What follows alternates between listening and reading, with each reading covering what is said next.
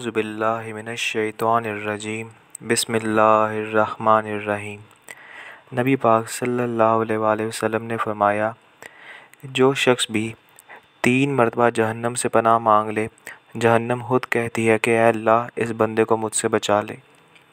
ये हदीस मसनद अहमद में मौजूद है कि 3 बार जहन्नम से पनाह मांगने की फ़जीलत।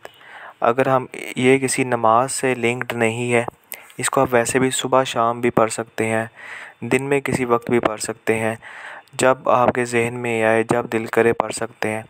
सोचिए कि सिर्फ़ 3 बार जहन्नम से पनाह मांगने के बाद जहन्नम खुद कहती है कि अल्लाह, इस बंदे को मुझसे दूर रख। तो अगर हम इसको ज़्यादा से ज़्यादा पढ़ें तो हमारे लिए कितना, हमारे हक़ में कितना बेहतर होगा।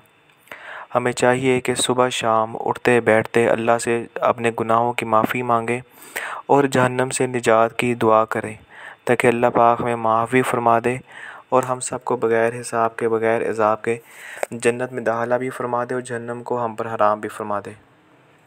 अल्लाहुम्मा अन्फ़अना बिमा अल्लमतना व अल्लिमना मा यनफ़अुना व ज़िदना इल्मा व आखिर दावाना अनिल हम्दुलिल्लाहि रब्बिल आलमीन।